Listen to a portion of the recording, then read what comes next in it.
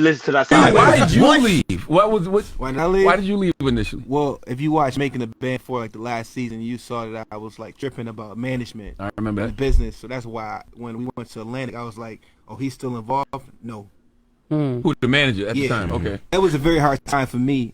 This is the time where I went through mental health. Yeah. And I'm healed now, but I went through so much of not being in a group and some other stuff too. It just was a time of kind of like me trying to recover.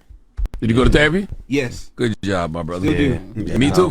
Yeah, absolutely. Do y'all feel that everything's happening with Puff right now is karma for some of the stuff he did? I don't know. I don't know. God don't play about me, man. So I mean, I don't know. It's a lot of things that he's done. I don't know what he really did and didn't do. To be very transparent with y'all, like I've been through so much trauma with this guy, man, and the whole situation. And I just want to say, I think he needs a lot of prayer, and he needs mental health, like the things that we can relate to. You know, absolutely. I think that's what's gonna save him or help him.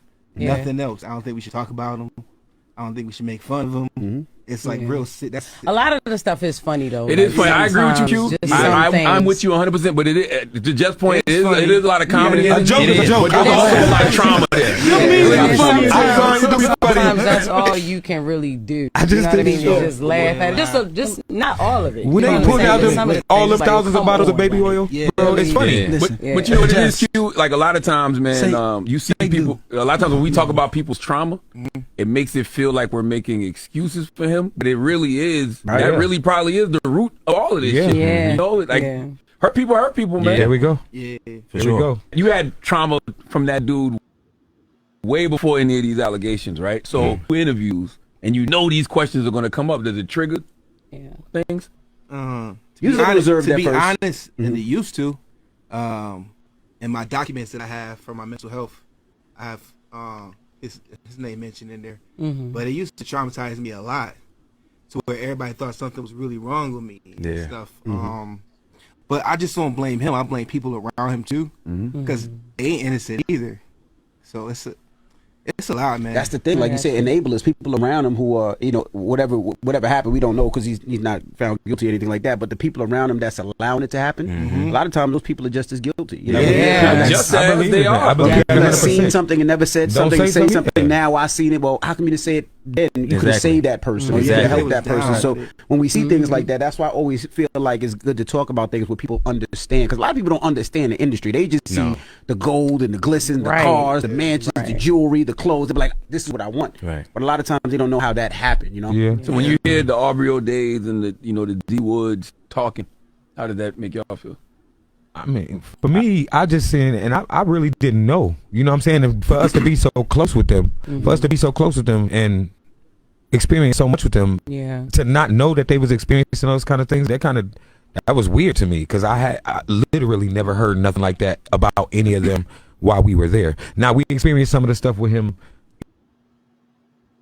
firing him and all of that stuff. But as far as like that he was, and then was talking about body shaming and the other things, like with Sarah Stokes talking about. Everybody was too big. Everybody. That's what I'm talking about.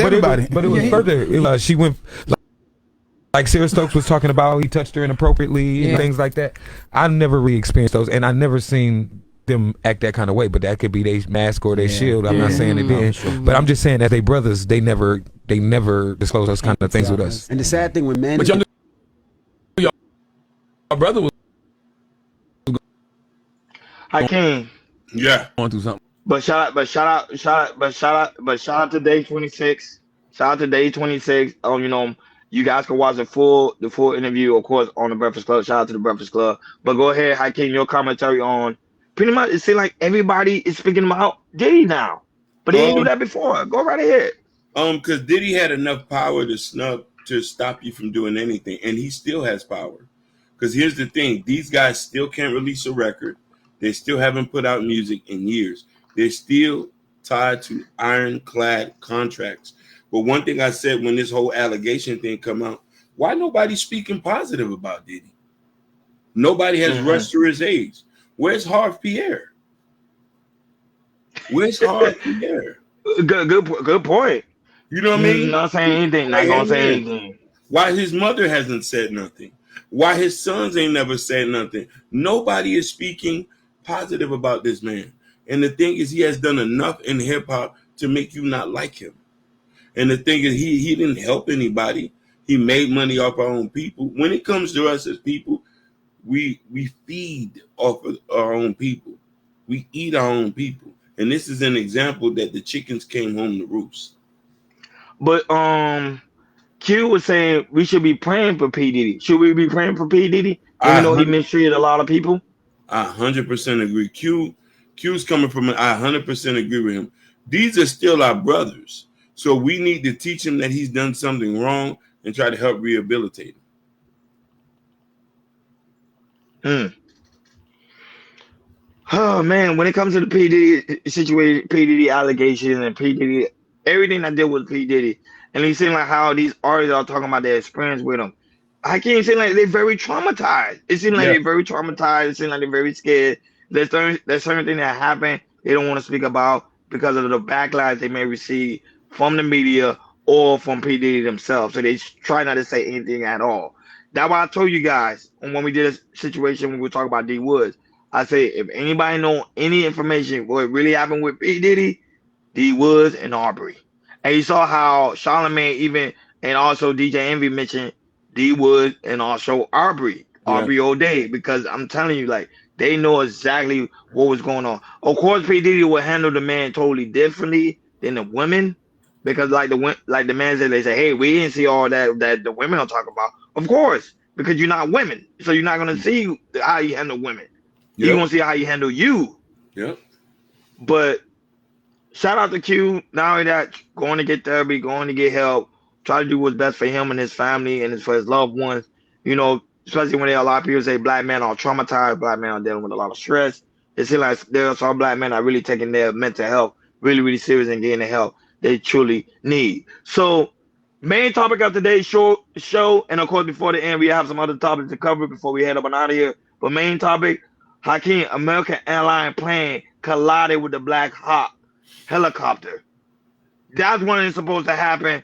Everybody trying to figure out how that happened. Donald Trump is frustrated. The media is frustrated. Everybody's upset.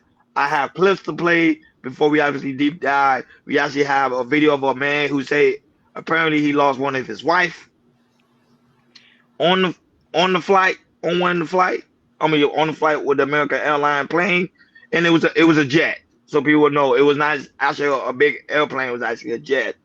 So 60 hiking passengers passed away and 4 crew members on board. It's sensitive, so I'm making a note. So I'm letting the audience know it is a sensitive topic. So, try not to get